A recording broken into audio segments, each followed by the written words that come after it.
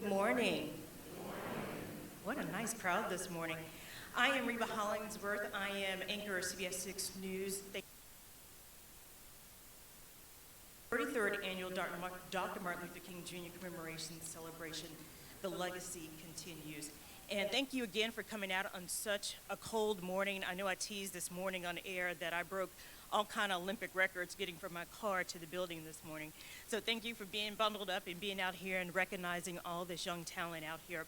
We are not only honoring Dr. King's legacy, but we're also recognizing and honoring those who are making a difference in our communities every day. Decades have gone by, and I am still in awe of Dr. King's words and his wisdom. And here's one of my favorite quotes that I want to share with you this morning. We need leaders not in love with money, but in love with justice, not in love with publicity, but in love with humanity. Dr. King spoke those words in August of 1956. It is still very timely today. We hope you are here today are feeling inspired and motivated when you leave here today and to go back into your communities, continue to work not only for yourselves, but for your entire community. At this time, we saw some of our recipients today of the 2019 Lights of Hope recipients. If they can just stand up real quick and just kind of give you a wave for us. Yay. We are so very proud of you. We also want to hear from Reverend Zenora D. Manson, Vice President of the Henrico Ministers Conference, will deliver our invocation this morning, followed by Master Seth B. Hardy, Youth Usher at Seven Pines Baptist Church. He will lead us in our Pledge of Allegiance. And finally, our opening song, Lift Every Voice and Sing, by Dr. Angela Mosley and Mrs. Jamie Lynch of Quioccasin Baptist Church. Come on up. Let us pray. Eternal God, Governor of all nations, we gather today to embrace your presence as we celebrate the life and legacy of your son, Dr. Martin Luther King Jr., who believed in equality, justice, peace, love, and brotherhood for people of every religion, every creed, every color, and every ethnic heritage. Not only do we honor Dr. King, but we are here to honor those in our community who have demonstrated the characteristics of leadership, integrity of life, and keepers of the dream, striving for justice, realizing, as Dr. King stated, and I quote, "Injustice anywhere is a threat to justice everywhere," unquote. We appreciate our Lights of Hope student leaders in Henrico County Public Schools and our youth leaders in Henrico County churches who have demonstrated the attributes of Dr. King through good citizenship, good grades, and community service. Let us face injustice with courage, love, forgiveness, and brotherhood, and lend a hand to those who suffer injustice in our community. And may we be used as instruments of peace, lights of hope, who strive to keep the dream alive in our personal lives and the life of our communities in which we live. It is in your name that we pray this prayer. Amen.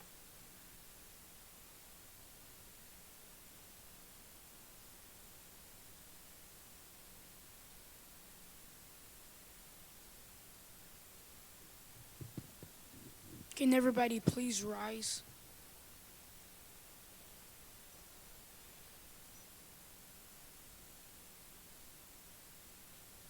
I pledge of allegiance to the flag of the United States of America and to the republic for which it stands, one nation, under God, indivisible, with liberty and justice for all.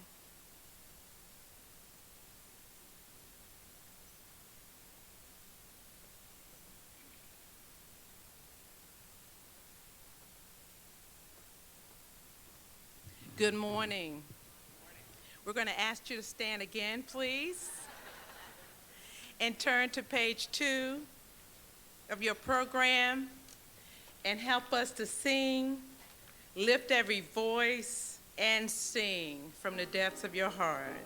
We will sing all of the verses.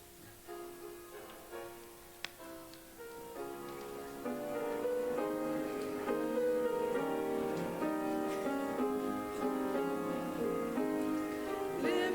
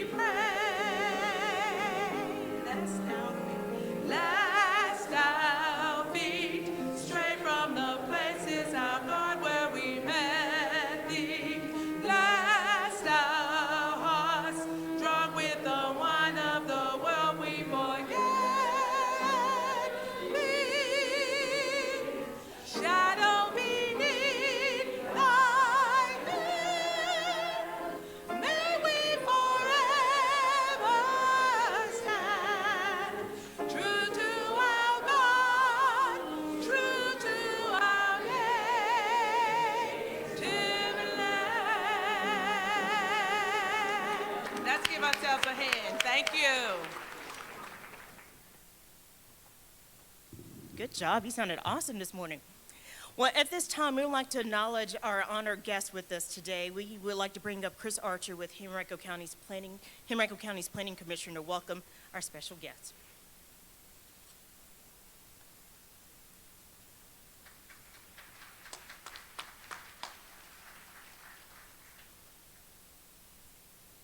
Good morning.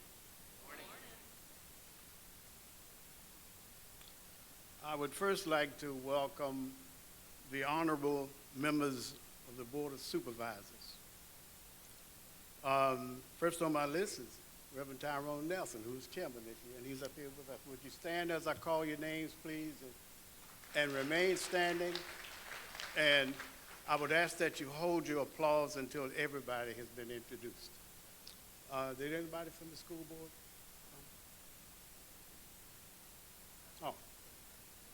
Dr. Cooper, good morning, sir. Next is Ms. Patricia O'Bannon from the Tuckahoe District. Please stand, Ms. O'Bannon. Mr. Dan Schmidt from the Brooklyn District.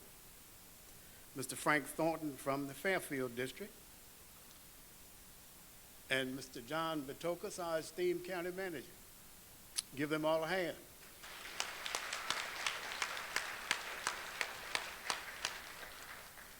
Hope I didn't miss anybody.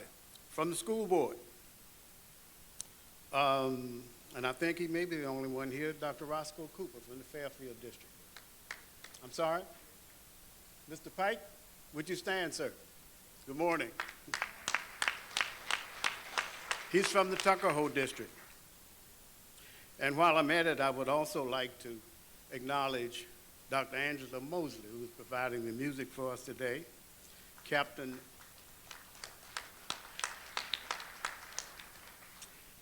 Mark Banks, who is making sure that we are safe and secure. All right, give everybody, is Ms. Cashwell here? Is anyone there? Okay. Okay, give everybody else a big hand again. Thank you.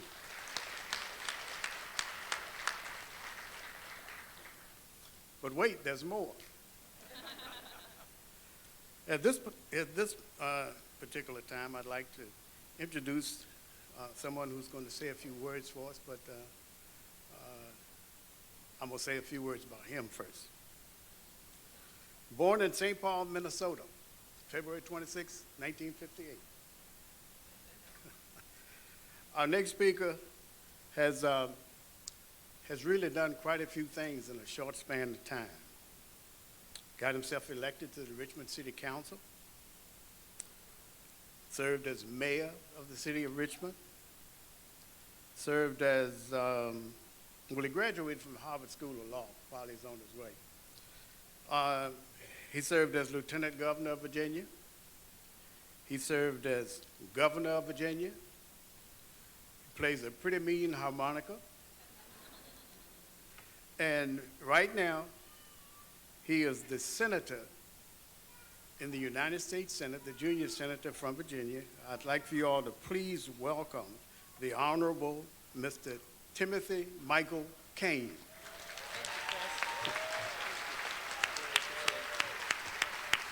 You're quite welcome, sir. Hey, good morning, everyone. Thank you. No, please have a seat. Please have a seat. Thank you so much for your warm welcome. And thank you for the introduction to be at this 33rd annual celebration of the life and legacy of Dr. Martin Luther King, sponsored by Henrico County. I am a neighbor. I live just over the county line in Richmond and Northside, very close to Henrico High School, and I see many, many friends. We've thanked everybody and applauded everybody, but when our mistress of ceremonies, Reba Hollingsworth, introduced herself, nobody applauded for her. So can we applaud her for CBS 6 and Reba coming and being with us today? In the program, I am supposed to give you congressional greetings, and I'll tell you, I am here 10% to do that, but I'm here 90% to get some inspiration to take back to Congress, because if you turn on TV right now, you are more likely to hear the words wall or shutdown than justice or dreamers or dream, right? We're talking about dreamers on a day when we talk about a dreamer, Dr. Martin Luther King, but you're hearing about walls and shutdowns rather than hearing about justice and the dreams that we have. And so Congress was supposed to be in a recess this week where we would have adjourned last Thursday and been out until Monday, January 28th, but I did something that made me very unpopular, which was I objected to us being in recess. And any senator, by objecting, can force the Senate to stay in business. So aside from this day, which is a national holiday, we will be back up tomorrow working all week to hopefully reopen government so that hardworking public servants can go back to work. And I know that I will hear a word today, Reverend. I know that I will hear a word today that is something that I was supposed to hear today and supposed to take back to my colleagues. So thank you for inviting me. The theme of today is the legacy continues, and I like the word continues. We're not talking about a story that's in the past when we talk about Dr. Martin Luther King. He is no longer with us as of April 1968, but his legacy, his word, his example, his wisdom continues to this very day. And the question for all of us is not what do we think of the story. The question for all of us is where are we in the story? Where are we as part of this continuing legacy? Dr. King spoke to so many situations that are current to right now, just as Reba read a piece of Dr. King's wisdom that matters a lot to her. Let me read you one as well. Dr. King spoke at the Berlin Wall in September of 1964. So for those of you too young to remember, a wall that was built smack in the center of Berlin, separating West Germany from East Germany to keep people divided from one another. And at the Berlin Wall in September of 1964, this is what Dr. King said.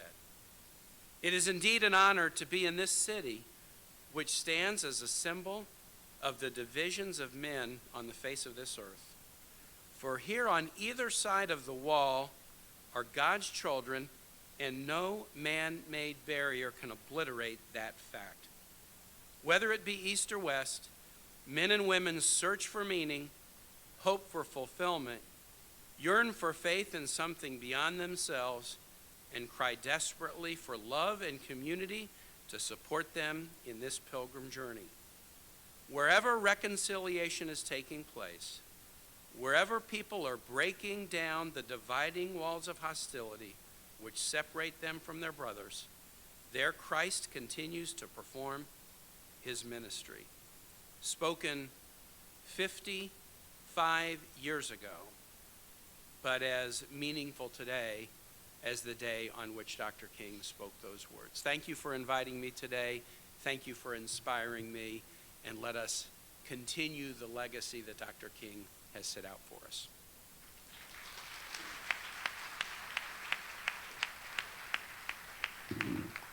Thank you, Senator Kane, for taking the time. I know you're very busy right now, so thank you for sharing your time with us today. At this time, we have a special presentation, the Distinguished Community Service Awards.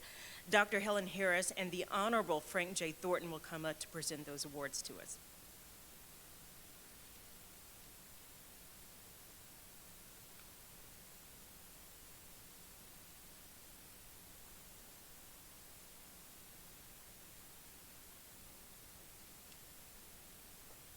Good morning.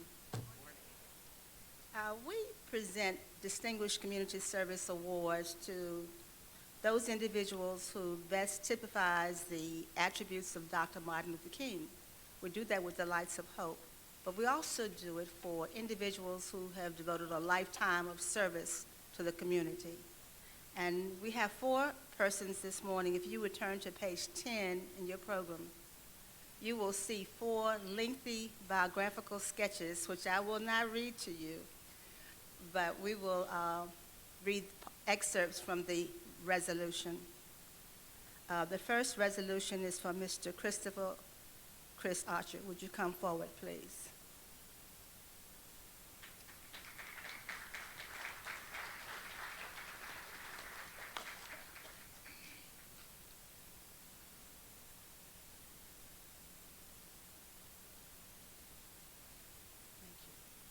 The resolution reads, whereas Dr. Martin Luther King Jr. served as a voice of conscience for our nation with words and action that continue to inspire courage, compassion, and humility.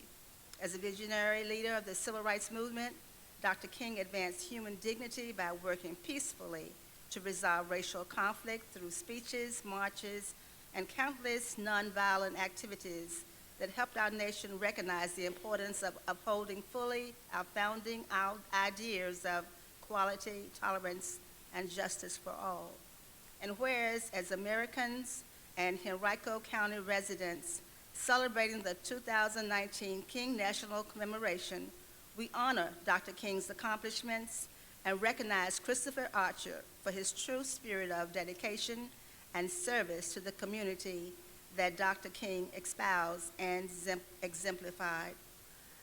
One excerpt I just want to share with you about Chris's community involvement. His government affiliation for Chris Archer he's a Fairfield District Representative on the Henrico County Planning Commission. He's the longest serving planning commissioner and the first African American to be appointed to that position. Mr. Archer achieved the Certified Planning Commissioner designation and was appointed 5 times to the Richmond Regional Planning District Commission. Previously, he served as citizen advisor to the United States Justice Department. And Chris was a part of the original committee that 33 years ago began this celebration. He had a business here in Henrico County for a number of years, and it is our honor that we present this resolution to Chris Archer. Frank, let me shake your hand. Thank you. Thank you, Mr. Thorne. My honor, sir. I've been ordered to say a word. I didn't know I was going to be first. I think it's very important that I recognize the fact that whatever it is that we do, and there are a lot of us that do it, causes our families to have to sacrifice us sometimes for long periods of time and often.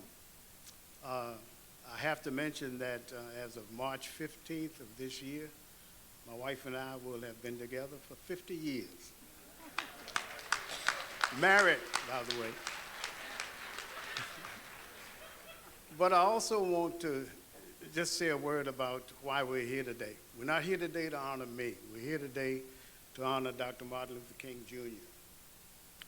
As we look back at history and see some of the things that he accomplished, it's sad today to see some of the things that he did that are being demolished. He was a great steward for the Civil Rights Act of 1964 and the Voting Rights Act of 1965. In 2013, the Supreme Court said we didn't need the Voting Rights Act anymore, and they did away with major portions of it. But as we can see, things are not as they should be in America. So I would hope and charge all of you with the responsibility of not just keeping Dr. King's dream alive, but keeping his acts alive. And I hope you will join me in doing that, because I'll do it just as long as I'm able to breathe. Thank you so much. I appreciate it. Thank you all.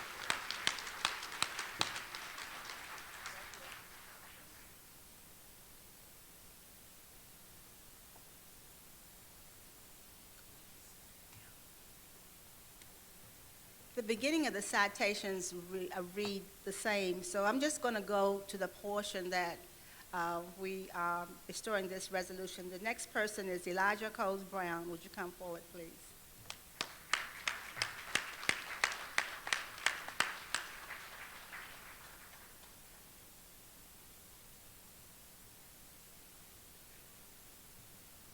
Elijah was our speaker, the keynote speaker 2 years ago for this celebration.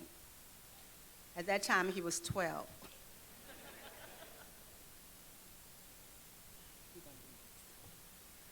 Whereas Elijah Coles Brown is a 14-year-old national motivational speaker, social justice, civil rights activist, entrepreneur, speechwriter, talk show host, and mentor. Early in his life, his mother, Brenda Coles Brown, quickly saw his accelerated growth when he began reading and writing at the age of 3, reading an average of 20 books a day. While in kindergarten, he read at the 4th grade level. Though his mother suffered with major medical issues, he remained a compassionate son, staying by her side. His love of God is the foundation for everything that he does. He lives by the values that his mother instilled in him. Love who you are. Work hard at everything you do. Be honest, help others, love your family, and always be the best that you can be. Currently, he's a 9th grader at J.R. Tucker High School and is enrolled in the Center for World Language and Global Citizenship program. Recently, he was featured in the October issue of the Richmond Family Magazine, Voice for Good article. He has been featured in magazines, newspapers, radio, and TV interviews for the Karen Hunter Show. Elijah hosted a TV talk show called Youthful Voices on Comcast 12. It is my pleasure to present this resolution to you, Elijah. I'm asking Mr. Thornton. Please, I'm so proud of you. Thank you. Mr. Thornton, do you want me to share it? Yeah, you can say something. Okay.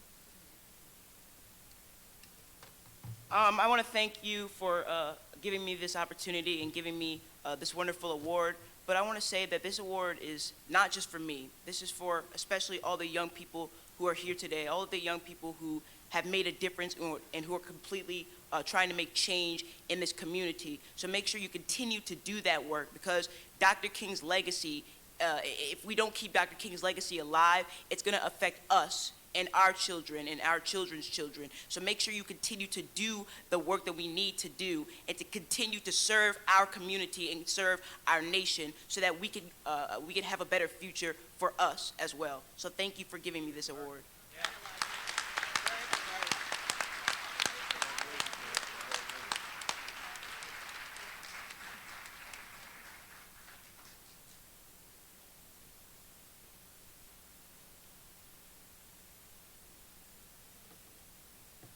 The third award goes to Mr.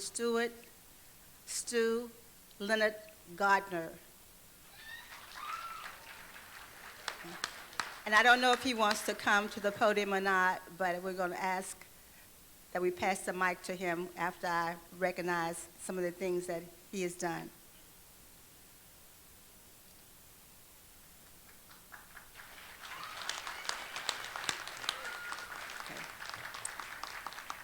Mr. Gardner is a noted international, national, and local recording artist, composer, producer, musical director, educational lecturer, and motivational speaker.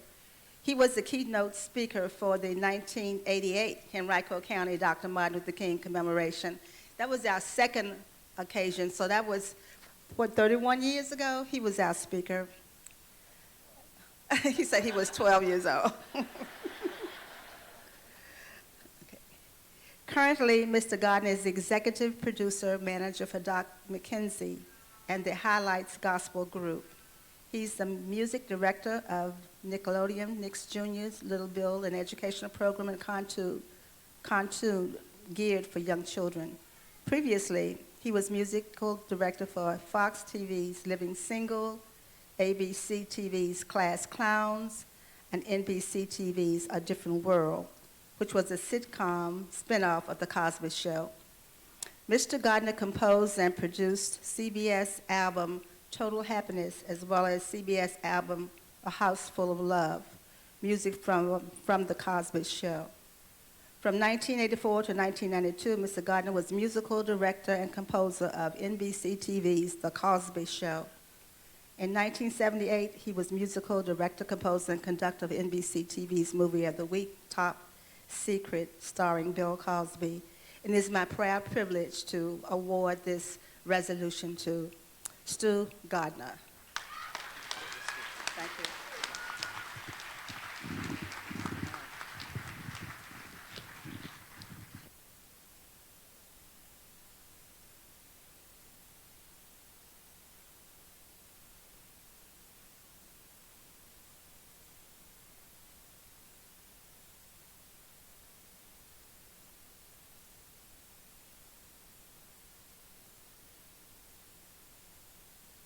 Good afternoon. Thank you very much for this award. I would like to thank all the members of the committee and all of the dignitaries that are here that that came out to support this event. I would like to say that one of my albums that I wrote when I was working in TV was called A House Full of Love. And I would like for you to know that I take my house full of love with me everywhere I go. My wife of 44 years, and all my friends over here, stand up, please. This is my house full of love right there. I appreciate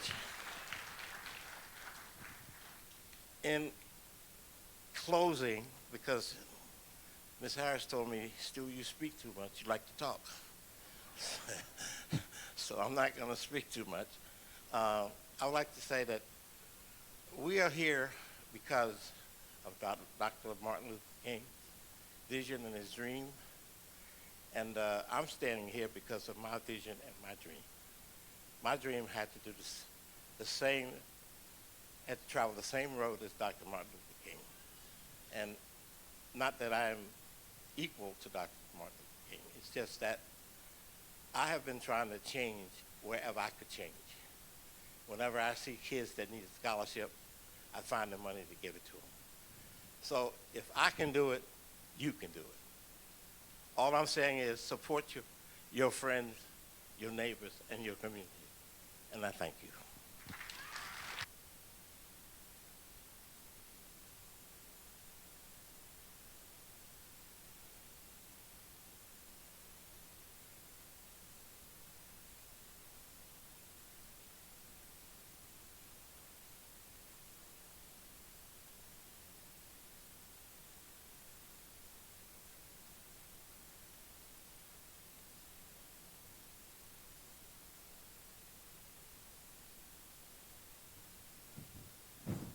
The final recipient is Delegate Dolores McQuinn, but I did receive a call from her office this morning that the House of Delegates, is in session and that she would be running late. I don't know if she's here. She said between 12:15 and 12:30. But Ms. Hollingsworth, if you would a little later on during the program allow me to present this citation to Delegate McQuinn when she comes. She's a Henrico person who has never been recognized by the Henrico community, and we really need to do this today. Thank you.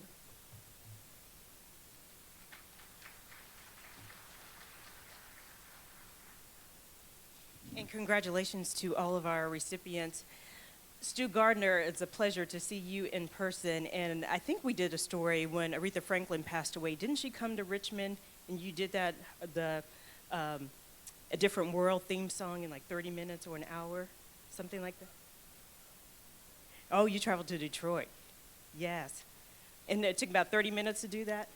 30 minutes. She's a pro.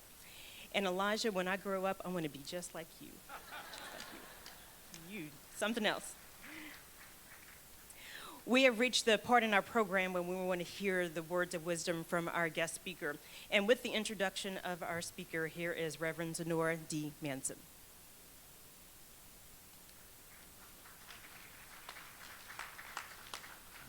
Our speaker, Reverend Tyrone E. Nelson, is a native of the Richmond, Virginia. After completing his public school education, he earned his Associate of Science in Business Administration from J. Sargent Reynolds Community College. He has a Bachelor of Science in Business Administration from Virginia Commonwealth, Master of Divinity from Samuel DeWitt Proctor School of Theology at Virginia Union University. Reverend Nelson is a former director of the Youth and Evangelism Ministries for the Baptist General Convention. He currently serves as the 7th pastor of the Six Mount Zion Baptist Church in Richmond, Virginia. That's okay. Six Mount Zion Baptist was founded in 1867 and has a rich history, yet continues to adapt to the needs of the 21st century. Since Reverend Nelson became pastor, Six Mount Zion has shifted from being a historic church to a church that is committed to addressing issues impacting the lives of members in the congregation as well as the community. With the new name, The Mount, he stepped outside of the box to meet the needs of God's people in unique ways, which include illustrated sermons for Resurrection Sunday. Don't just go to church, be the church. Holistic Heart, Holistic Healing Conference, and annual National Night Out Block Party, and the most recently added Mount Market. Reverend Nelson has a heart for working to meet the needs of people. Using Matthew 25:34-40 as his life scripture, he is involved with several different community, religious, and civic organizations in which you will see in the bulletin. He currently is the chairman of the Board of Supervisors for Henrico County, Verona District, well, Henrico County Public Schools. Reverend Nelson is married to the former Shiraza Kotman, and they are the proud parents of Tyrone Jr., Sidney, and Mackenzie. We present to some, as the legacy continues to live and he keeps the dream alive, we present to some and introduce to others none other than Reverend Tyrone E. Nelson.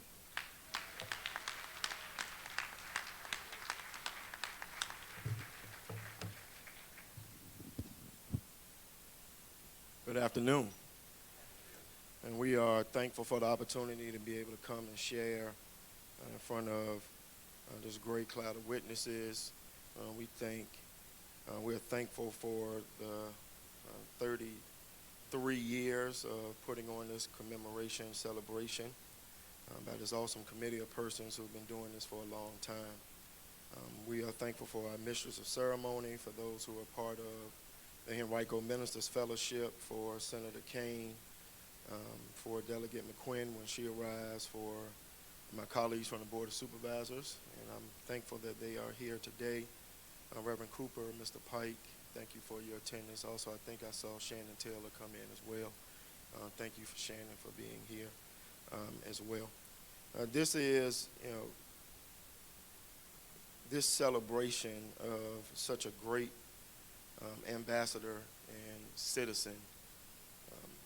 I hope as we continue to move further away from his death, will not lose its importance and impact.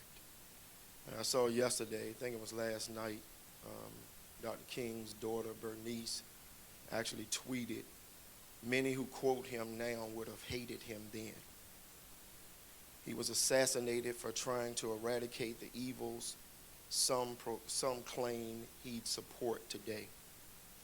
He was a Christ-centered, love-fueled, justice-seeking peacemaker. He was globally minded. He was a nonviolent revolutionary and prophet." I was introduced to Dr. King at an early age in two places that were very important for me growing up. One was church, and the other was school. My pastor, Ronnie Fleming, from 1984 through 1992, would often recite from memory, with no notes, the entire I Have a Dream speech the Sunday before the federal holiday. In school, we were introduced to a piece called The Eyes on the Prize. And I don't know if they show that now in school, but it was mainly black and white videos depicting the movement of the civil and human rights struggle. Dr. King always intrigued me both as a minister and as a civic and community leader. It really wasn't until I became an adult, though, that I began to dig into his life and into his works, and the true significance of who he was began to speak to my heart. It kind of pains me sometimes that the only images we see of him are snippets of I Have a Dream. It also hurts me to my heart sometimes to see how people have manipulated his words to push their own agendas, which I don't think line up with the core of who he was. He was the son of a preacher raised in the South. He entered the prestigious Morehouse College at the age of 15. He was ordained and appointed an assistant pastor at his father's church at the age of 19 while receiving his Bachelor of Arts degree. He finished his master equivalent work at Crozier Theological Seminary at 22 and began his PhD studies at Boston University at that same age. He began as a pastor at Dexter Avenue Baptist Church at the age of 25.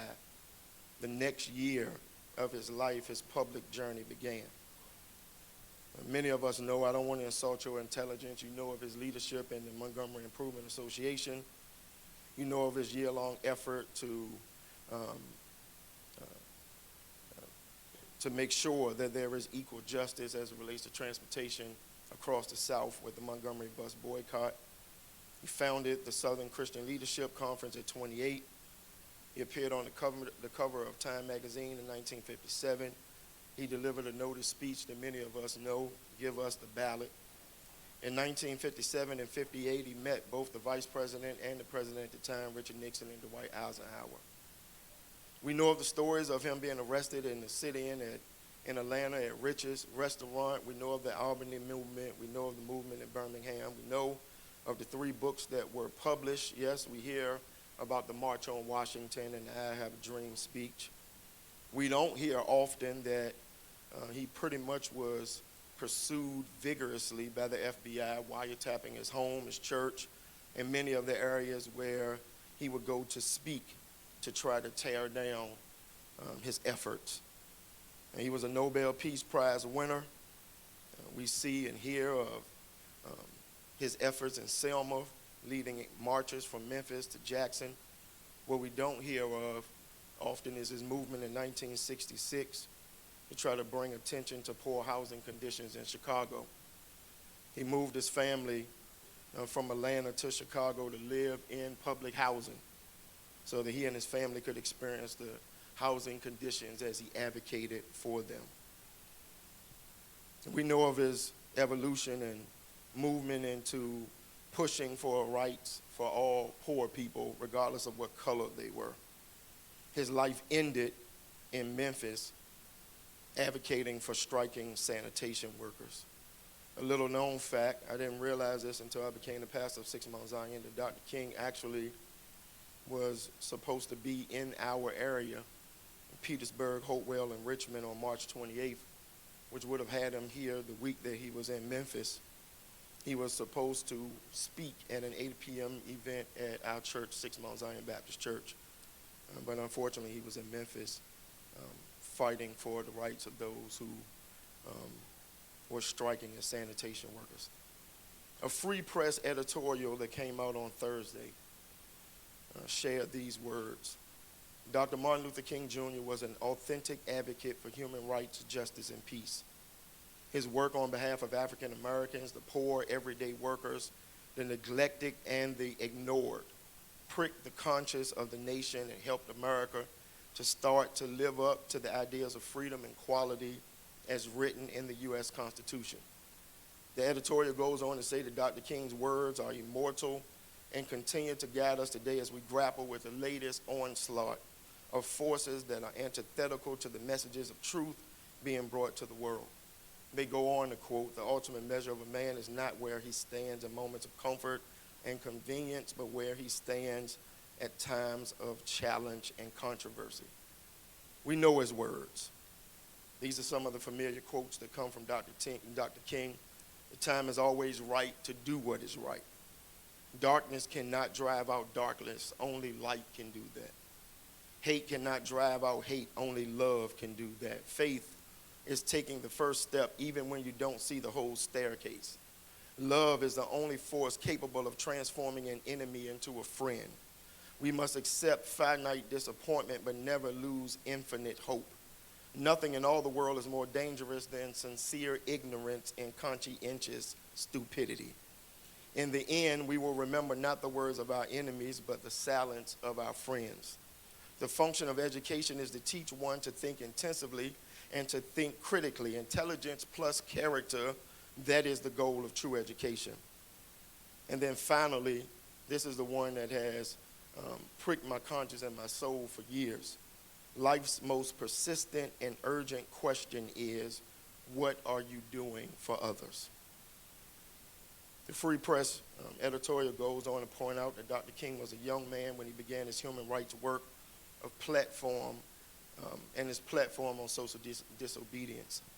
We don't put it in perspective, but he was only 26 years old when he was chosen as the leader of the Montgomery Improvement Association.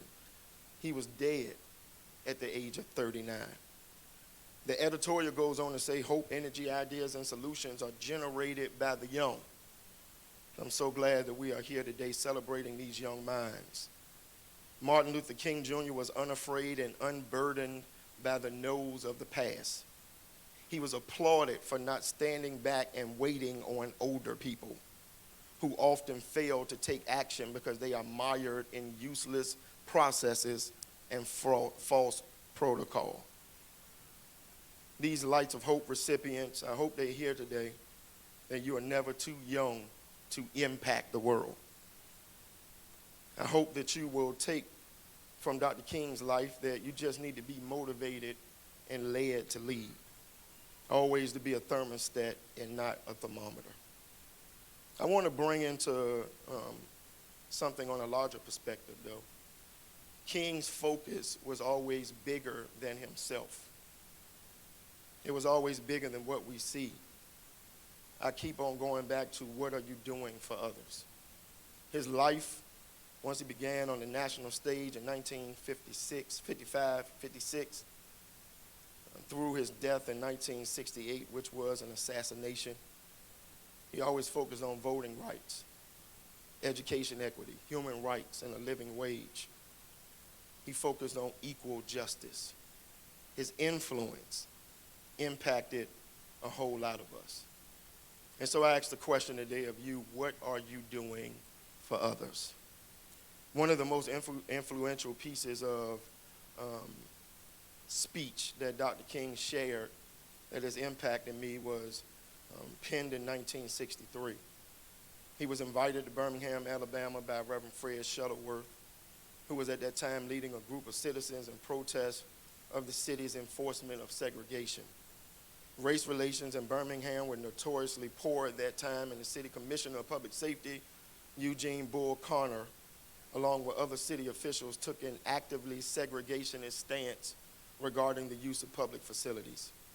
They did not want to have an integrated schools, transportation, nor did they want integrated department store lunch counters. Fred Shuttleworth tried to address integration in Birmingham, and he needed some outside support. Needless to say, you know the story. The Birmingham campaign started.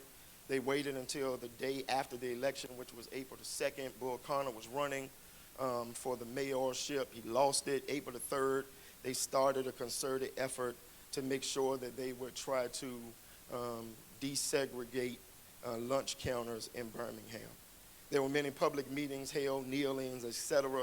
On April the 12th, 1963, Dr. King was arrested and placed in a cell at the Birmingham City Jail. It was on that day that an open letter to King was penned by 8 white Alabama clergymen. They were a mixture of Episcopal, Methodist, Roman Catholic, Southern Baptist, Presbyterian, and Jewish faiths. And the 8 leaders called for black citizens to disassociate themselves from King and the nonviolent protests taking place in Birmingham. There were some recent interviews that were done with surviving relatives of those leaders, and all of them say that every last one of the 8 persons who signed that letter supported integration. Yet, their letter mentions opportunities for a new, constructive, realistic approach to racial problems. They feared that Dr. King's protest and style would incite hatred and violence instead of solving the problem at hand. They wanted him to negotiate, even though negotiation was getting nowhere. And so after being in jail, somebody told Dr. King of what was going on, took him a copy of the Birmingham News paper, and what he did was began to write in the margins a response to the letter. I heard earlier the quote, "Injustice anywhere is a threat to justice everywhere." That was found in that Birmingham letter. I mention that because I want you to know that every time I read that letter, I find myself struggling. And I ask myself, are you motivated enough to push for helping those who need to be helped, even when it's not popular? Or are you no better than the 8 questioning ministers? I had to speak at VCU last night, and one of the things that I shared with the group that I was sharing with last night was, I come from a middle class background. My dad's a deacon, my mom's a minister in the church. They both had decent jobs. They made a decent living. They provided for me and my brother. And so I cannot say that I grew up in a hard way. Everything I wanted, I pretty much had. And sometimes I got to check myself, because I have to ask myself, am I too comfortable? Am I living so good that I'm not moved by anything? There is injustices that go on all around us today. And Dr. King could have pastored his dad's church, could have lived a life that was easy, could have walked around and provided for his kids, but he was always moved by something, whether it was in Albany, whether it was in St. Aug, whether it was in Chicago, LA, Memphis, Montgomery, or whether it was in Birmingham. He responded to an injustice. Thus, I'm asking you, what are you doing for other people? Voting rights, education equity, human rights, living wages, equal justice. What are we up to? What are we going to do? 10 years ago, I was introduced to an author by the name of Michelle Alexander. She spoke at a place called Boaz and Ruth. She pricked my conscience about the multitudes who are tied up in the web of mass incarceration. She said mass incarceration is a massive system of racial and social control. It is the process by which people are swept into the criminal justice system, branded as criminals and felons, locked up for longer periods of time than most other countries in the world, who incarcerate people who have been convicted of crimes and then released into a permanent second-class status in which they are stripped of basic civil and human rights, like the right to vote, the right to serve on juries, the right to be free of legal discrimination in employment, housing, and access to public benefits. And over the last 10 years, whether it was Michelle Alexander's The New Jim Crow, whether it was Brian Stevenson's Just Mercy, whether it's been Sean Bayer's new book, The American Prison, or Dominique Du Bois-Gilyard's book, Rethinking Incarceration, I have been constantly challenged to think about these injustices in our justice system. I'm telling you, this is what I'm wrestling with. You may not be wrestling with it, but there's something wrong today with our justice system. It's broken. And so I'm asking you, what are you up to? Now, I don't have time to get into the systemic structures that have been set up to hold minorities back. You may not want to hear it, but it's true. From 1619 to 1865, there was a thing called slavery. Following that, there was moments and moods of segregation that even after 1865, that was still designed to hold minorities back, whether it was the Hayes-Tilden Compromise, sharecropping, black codes, the evolution of the Ku Klux Klan, lynching, convict leasing, whatever. Douglas Blackman shared across the South. The state legislators of every state passed laws, this was in the 19th century, which began to effectively criminalize black life and to create a situation in which African-American men found it almost impossible not to be in violation of some misdemeanor statute at almost all times. And the most broadly applied of all those was that it was against the law if you were unable to prove at any given moment that you were employed. Today, for me, injustices in our effort to push for equal justice is real. And I wrestled. I said, you want to get up and say this stuff today because some folk ain't going to like it?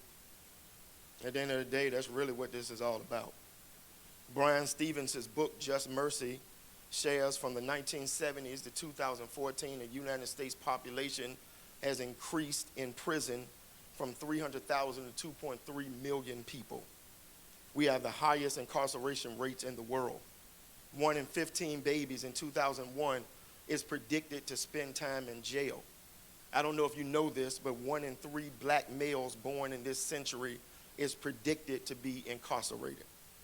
The United States has sent 250,000 children to adult prisons and jails. Some of them are under the age of 12. The number of women in prison has increased 640% in the last 330 years. Spending on jails and prisons by state and federal governments has risen from $6.9 billion in 1980 to nearly $80 billion in 2014. Brian Stevenson concludes that the opposite of poverty is not wealth. The opposite of poverty is justice. The Prison Policy Initiative says that right now, there's 69,000 people behind bars today in Virginia. Virginia jails hold thousands of people who have not been convicted. Virginia incarceration rates are higher than that of the United States as it relates to percentages. In Virginia alone, we jail 779 people per 100,000. If you want to look at that based upon race, black people are incarcerated at a rate of 2,418 per 100,000, while whites are 466, Hispanics 482, American Indians 654, which means that a black person is more likely to be incarcerated at a 5.5 time rate than whites and Hispanics. I'm just being honest. These are the facts. If you look in Virginia, 19% of the state population is black, but 58% of the prison and jail population is black, where 65% of the population is white, 37% in jail is white. If you want to talk about women, the incarceration rates have quadrupled since 1980. 2/3 of imprisoned women in the United States are women of color. Nearly 2/3 of the incarcerated women who are serving nonviolent offenses. More than 5 million U.S. children have incarcerated parents. And approximately 70% of children with an incarcerated parent will end up entering the criminal justice system in this lifetime. I mentioned last night that I spoke at VCU, and there was a young lady working on her PhD. She's from Africa, and she's studying how to impact policy in the criminal justice system. And she stood up, and she was as honest as she could be. She said, I came to this country, and I started to hear about the school-to-prison pipeline, and it messed me up, and I had to ask myself, what is wrong with these people? How is it okay for them to lock up children and give them life sentences? I don't have time to go into the likelihood of Latino men, Latino women, black women, white men, etc. Asian American population is increasing in jail. There's something wrong with our jail system. I'm just telling you, it's bothering me. What's bothering you? What are you willing to get out there and to educate yourself on? I'm almost finished. Until 2010, a 5-year mandatory minimum was triggered for the sale of 500 grams of powder cocaine, a drug more typically associated with white users, while the sale of 5 grams of crack, a drug more typically associated with black and Hispanic users, triggered the same sentence. Now, the Fair Sentencing Act has reduced the sentencing disparity from 100 to 18 likely per one, but consequently there's still a stark racial disparity that persists. We spend $14 billion annually holding people in jail cells who've not been convicted of crimes. That's $40 million a day. 2017 report by Philadelphia City Controller Alan Butkovich found that the city could save more than $75 million a year by eliminating the cash bail system. Research has shown that 99% of jail growth in America over the last 20 years has been the result of pretrial incarceration. Do you know that after 3 days in jail, persons' lives have been proven to destabilize after 3 days? Many of them are there because they simply cannot pay cash bonds. After 3 days in jail, pretrial detainees are likely to be fired, putting their housing in jeopardy. Someone in a drug rehab may lose their bed. Studies have shown that 1/3 of sexual victimizations by jail staff and other persons occurs in the person's first 3 days in jail. Approximately half of all jail deaths occur during the first week of incarceration. I'm done. I know it's hard to hear, but it's facts. I haven't even gotten into a school-to-prison pipeline. 1974 to 2000, 1.7 million and 3.1 children have been suspended. Now, even here in Henrico, we wrestle with suspensions. You might not want to hear it, but once a kid is charged with a crime, it is more likely that they may be charged again. And once you get into the system, it is hard to get out of it. Almost 100,000 children are incarcerated in adult jails and prisons annually. In 44 states and D.C., as it relates to mental health, there are more people locked up with serious mental issues than in any state psychiatric hospital. Many persons who are in jail right now are not in jail for weapons charges and violent offenses. They are in jail now. You know what the two highest offenses are? They are nonviolent and immigration offenses. 71% of the persons who are in jail for those offenses.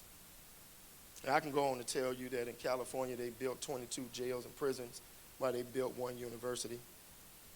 In California it costs more to house a prisoner than it does for a student to go to Harvard for a year.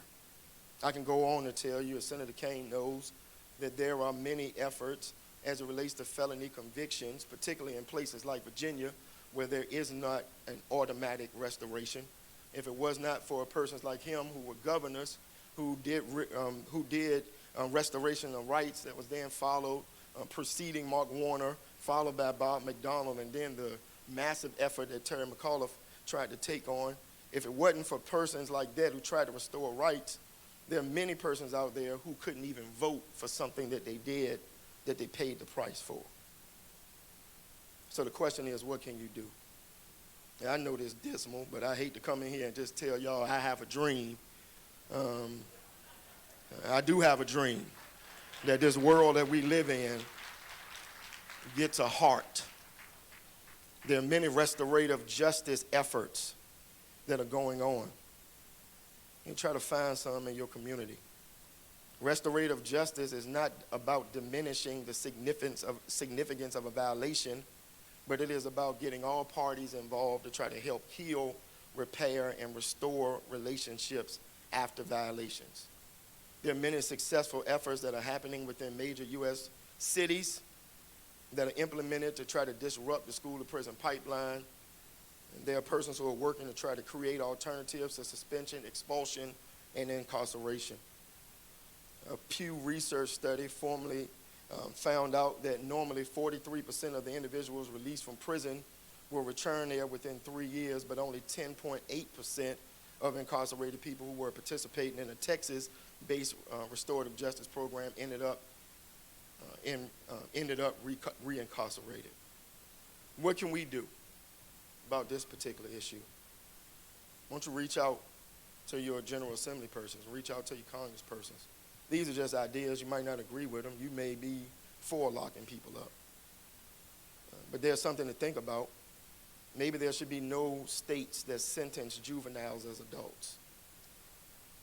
Maybe we should get to a place where juveniles should not be allowed to be housed in adult facilities. Maybe at some point we should look at making sure that the student resource officers are trained in student-specific preparation before working in school. Maybe we should look at ending solitary confinement. Maybe we should get to a point where we start to say people who are legally designated as incompetent to stand trial should not be incarcerated at all. Maybe we can advocate to change laws so that people who are not sitting behind bars for months and sometimes years without even being sentenced for a criminal offense. If you want to get involved, work to try to end mandatory minimums. You can fix the racist, maybe we need to work to fix the racist disparity in sentencing that still exists. We can respond to all addictions like we are responding to the opioid crisis as a public health issue. We can advocate to change our system from one based upon being punitive to one centered around restorative justice.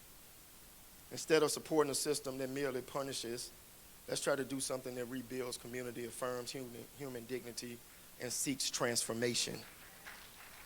We all have the power to help transform our criminal justice system, but if reconciled communities are ever to become the true aim of our justice system, we have to lead the way in advocating for a system that gives opportunities for authentic rehabilitation, lasting transformation, and healthy reintegration. You do know that people are more popular in death than they are alive.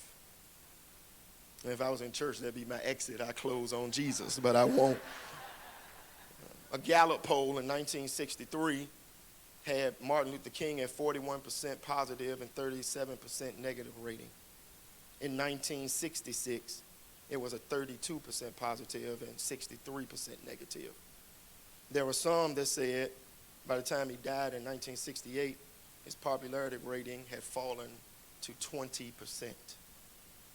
When he died, people did not like him.